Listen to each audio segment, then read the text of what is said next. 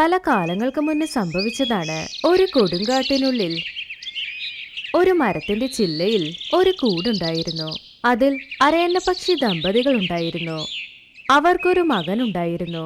അവൻ ജനിച്ചപ്പോൾ മുതൽ കറുപ്പായിരുന്നു. അവൻ ജനിച്ചതു മുതൽ അവന്റെ അച്ഛനും അമ്മയും അവനെ കളിയാക്കി സംസാരിച്ചു കൊണ്ടേയിരുന്നു. ഇവിടെ നോക്ക്, ഇവൾ എത്ര കറുപ്പാ! നമ്മുടെ ഇനത്തിൽ ഇത്രയും കറുത്ത ആരെങ്കിലും ഉണ്ടോ? ഇത് എവിടെ നിന്നാ വന്നത്?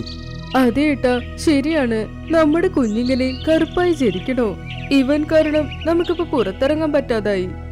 നമുക്ക് ഒരു പക്ഷേ നല്ല ഭംഗിയുള്ള കുഞ്ഞ് ജനിച്ചിരുന്നെങ്കിൽ നമുക്ക് സമൂഹത്തിൽ ഇത്ര മര്യാദ കിട്ടും. അതുപോലെ നാളുകളും കടന്നുപോയി. പിന്നെ അരയന്നപ്പക്ഷി ദമ്പതികൾ ഒരുപാട് ദിവസമായി കാത്തിരുന്ന ആ ദിവസവും വന്നെത്തി. അവർക്ക് ഒരു ഭംഗിയുള്ള കുഞ്ഞ് ജനിച്ചു. ആ കുഞ്ഞും അവരുടെ അച്ഛനമ്മയെ പോലെ ഭംഗിയുള്ളതായിരുന്നു. ഇവിടെ നോക്ക്, ഇതാണ് മനോഹരമായ അരയന്നം. എന്നാൽ ആ കറുത്തവളെ നോക്ക്, അതിനെ കാണുമ്പോൾ അരയന്നം പോലെ തോന്നുന്നുണ്ടോ? ആ, നിങ്ങൾ എന്തിനാണ് വിഷമിക്കുന്നത്? നമ്മുടെ ചെറിയ മകൻ എത്ര സുന്ദരനാണ്. നമ്മൾ എല്ലാ സ്നേഹവും നമ്മുടെ ഭംഗിയുള്ള കുഞ്ഞിന് കൊടുക്കാം. അമ്മേ, അച്ഛ, എന്നെ എന്തിനാണ് ഇങ്ങനെ സംസാരിക്കുന്നത്? ഞാൻ കരുത്തു പോയത് എന്റെ തെറ്റാണോ? മിണ്ടാതിരിക്ക്. നീ കാരണം എല്ലാവരും ഞങ്ങളെ കളിയാക്കുന്നു. നിന്നെ ഞങ്ങളുടെ മകനെന്ന് പറയാൻ നാണമാകുന്നു. പാവം ആ കറുത്ത അരയന്നപ്പക്ഷി അവിടുന്ന് വിഷമിച്ച് പറന്നുപോയി. പിന്നെ ഒരു ദിവസം കാടിനുള്ളിൽ കിളിരാജാവ് എല്ലാ പറവകൾക്കും ഒരു വിരുന്ന് വെച്ചു. അവിടെ എല്ലാ പറവകളും അവരുടെ കുഞ്ഞുങ്ങളുമായി വന്നിരുന്നു. പാവം ഇതിന്റെ അച്ഛനും അമ്മയും ഇതിന്റെ കുഞ്ഞിനെ കാണാൻ എന്ത് കറുപ്പാ! ഈ കുഞ്ഞ് ഭയങ്കര കറുത്തിട്ടും എന്നാൽ മറ്റൊരു കുട്ടി എത്ര സുന്ദരവും വെളുത്തതുമാണ്. അപ്പോഴാണ് കിളിരാജാവ് അവിടെ വന്നത്. പിന്നെ കറുത്ത അരയന്നപ്പക്ഷിയെ കണ്ട്, ഈ കുഞ്ഞിനെ കാണാൻ എന്ത് കറുപ്പാണ്! ഇത് നിങ്ങൾ അരയന്ന പക്ഷികൾക്ക് തന്നെ ഒരു അപമാനമാണ്. ഞാൻ ഇതുവരെ ഇങ്ങനെ കറുത്ത ഒരു അരയന്ന പക്ഷിയെ കണ്ടിട്ടേയില്ല. അതെ രാജാവേ, ഞങ്ങളുടെ ഇനത്തിലുള്ളവർ വെളുത്തതും സൗന്ദര്യമുള്ളവരുമാണ്. കാണാൻ നല്ല ഭംഗിയും. കറുത്ത അരയന്നം അവരുടെ സംസാരം കേട്ട് ഒരുപാട് വിഷമിച്ചു. ഞാൻ കരുത്തിരുന്നാൽ എന്ത് സംഭവിക്കും? എല്ലാവരും ഒരേപോലെ ആവണമെന്ന് ആവശ്യമൊന്നുമില്ലല്ലോ. പിന്നെ എനിക്ക് തോന്നുന്നു എനിക്ക് സൗന്ദര്യമുണ്ടെന്ന്. ഏയ്, നീ കൂടുതൽ സംസാരിക്കണ്ട. ഇത്രയും കറുത്ത നിറം വച്ചിട്ട് നീ എന്നോട് എതിർത്ത് സംസാരിക്കാറായോ? നിനക്കിവിടെ നിന്ന് സംസാരിക്കാൻ പോലും അർഹതയില്ല. ക്ഷമിച്ചാലും മഹാരാജാവേ, ഈ കറുത്ത അരയന്ന പക്ഷി ഞങ്ങളുടെ കുടുംബത്തിന് തന്നെ ഒരു അപമാനമായി. ഞങ്ങളെന്നാൽ പോയി വരാം. പിന്നെ ആ അരയന്നപ്പക്ഷിയുടെ കുടുംബം വീട്ടിലേക്ക് പുറപ്പെട്ടു പോയി. നീ ഞങ്ങളെ നാണം കെടുത്തുന്നു. നീ ഒരു ഭാഗ്യമില്ലാത്തവനാ. നിന്നെ കൊണ്ട് ഞങ്ങൾക്ക് എപ്പോഴും നാണക്കേടാ. അതെ, ഇവനെന്റെ മൂക്ക് വരെ വെട്ടി. പിന്നെ ആ ചെറിയ കുട്ടിയെ നോക്കിയിട്ട് പറഞ്ഞു, അയ്യോ, ഈ കുഞ്ഞിനെ നോക്ക്, എത്രത്തോളം മനോഹരം! ഇത്രയും സൗന്ദര്യമുള്ളൊരു കുഞ്ഞ് ജനിച്ചതിൽ എല്ലാവരും എന്നെ പുകഴ്ത്തുന്നു. എന്നാൽ നിന്നെ കാണുമ്പോൾ എല്ലാവരും എന്നെ ശകാരിക്കുന്നു. ഞാൻ കരുത്ത് ജനിച്ചു. അത് എന്റെ തെറ്റാണോ? ഇതാ ദൈവം തന്ന നിറമാണ്. ഞാനും നിങ്ങളുടെ മകനല്ല അച്ഛാ. അനിയൻ ഭംഗിയുണ്ട്, ഞാൻ കരുത്തതും. അതിലെന്താ കാര്യമുള്ള അച്ഛാ? ഞങ്ങളുടെ ഉള്ളിലുള്ള ചോര ഒന്നല്ലേ? കണ്ടില്ലേ എങ്ങനെയൊക്കെ എതിർത്ത് സംസാരിച്ചു എന്ന്? ഇവനെ കാണാൻ ഭംഗിയില്ലെന്ന് അവന് വിചാരമില്ല. ഹാ, ഇതിനെ നമ്മുടെ വീട്ടിൽ നിന്നും തുരത്താം. നമുക്ക് കേൾക്കുന്ന വഴക്കെങ്കിലും അങ്ങനെ കുറയും. ഇത് കാരണം നമ്മൾ ദിവസവും എല്ലാവരുടെ മുൻപിലും അപമാനപ്പെടുന്നു. അതെ, ഇവൻ ഇവിടെ ഇല്ലാത്തത് കൊണ്ട് ആർക്കും ഒരു നഷ്ടവുമില്ല. പിന്നെ അത് നമുക്ക് നല്ലതാ. ആരും നമ്മളെ നോക്കി കളിയാക്കില്ലല്ലോ.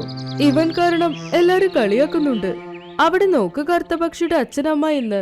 നിങ്ങൾ എന്നെ ഇവിടുന്ന് ഓടിപ്പിക്കേണ്ട ആവശ്യമില്ല. ഞാൻ തന്നെ നിങ്ങളെ വിട്ട് പൊക്കോളാം. ഇങ്ങനെ വ്യത്യാസം നോക്കുന്ന സ്ഥലത്ത് എനിക്കിരിക്കാൻ താല്പര്യമില്ല. എന്നെ കറുപ്പ് കറുപ്പെന്ന് കളിയാക്കിക്കൊണ്ടിരിക്കുന്നു. അങ്ങനെ പറഞ്ഞ കറുത്ത അരയന്നം അവിടെ നിന്ന് പറന്നുപോയി അടുത്തുള്ള വേറൊരു കാട്ടിൽ ജീവിക്കാൻ തുടങ്ങിയിരുന്നു. അവരുടെ അച്ഛനമ്മയുള്ള കാടിനുള്ളിൽ ഒരു പൂച്ച വന്നിരുന്നു. ആ പൂച്ച കാട്ടിലെ എല്ലാ പറവകളെയും ഓരോന്നായി വേട്ടയാടി കഴിച്ചു. ഇപ്പൊ കറുത്ത അരയന്നത്തിന്റെ അമ്മ മാത്രമേ ഉണ്ടായിരുന്നുള്ളൂ. കാട്ടിലെ ബാക്കിയുള്ള പറവകൾ പറഞ്ഞതുകൊണ്ട് അരയന്ന പക്ഷിക്ക് ഇതിനെ കുറിച്ച് മനസ്സിലായി. കറുത്തരയന്നമേ, നിങ്ങളുടെ കാട്ടിൽ ഒരു മോശമായ പൂച്ച വന്നെന്ന് കേട്ടു.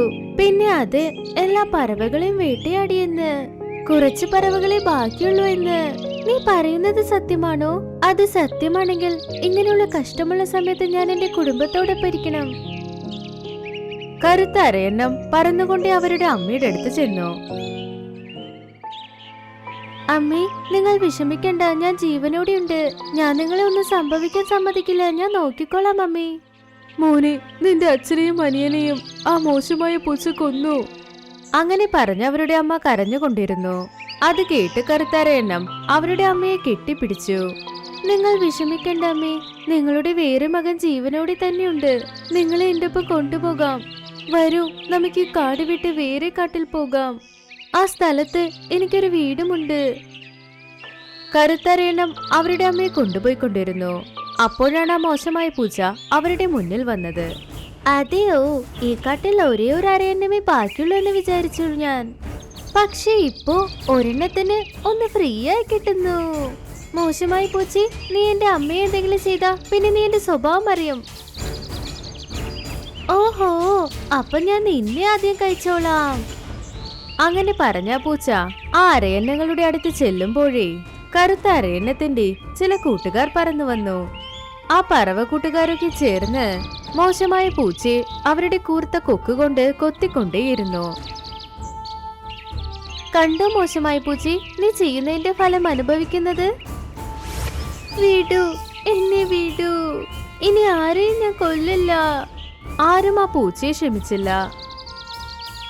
കുറച്ച് സമയം കഴിഞ്ഞ് ആ മോശമായ പൂച്ച മരിച്ചു.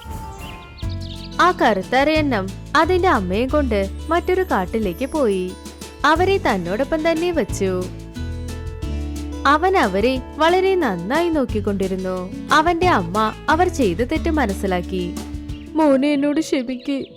ഞാൻ നിന്നെ ശരിക്കും നോക്കിയതേയില്ല. ഞാൻ എപ്പോഴും വ്യത്യാസം നോക്കി, നിന്നെ മനസ്സിലാക്കിയില്ല മോനെ. ഞാൻ നിന്റെ നിറം മാത്രം നോക്കി. പക്ഷേ ഇന്ന് നീ മാത്രമല്ലെങ്കിൽ എന്നെയും ആ പൂച്ച വേട്ടയാടി കഴിക്കും. പിന്നെ എനിക്കൊന്നും ചെയ്യാൻ കഴിയില്ലായിരുന്നു. സാരമില്ല അമ്മേ, എല്ലാവരും തെറ്റ് ചെയ്യും. ഒരു നല്ല കാര്യം എന്തെന്നാൽ നിങ്ങൾ നിങ്ങളുടെ തെറ്റ് മനസ്സിലാക്കി. നിങ്ങളുടെ ചിന്തയും ഇപ്പൊ മാറി. കറുപ്പും ഇപ്പൊ ഒരു നിറമാണെന്ന് നിങ്ങൾ മനസ്സിലാക്കി. എല്ലാ നിറവും ഒന്നാണ്. അന്നു മുതൽ കറുത്ത അരയന്നവും അവരുടെ അമ്മയും കാട്ടിൽ സന്തോഷമായി ജീവിച്ചു.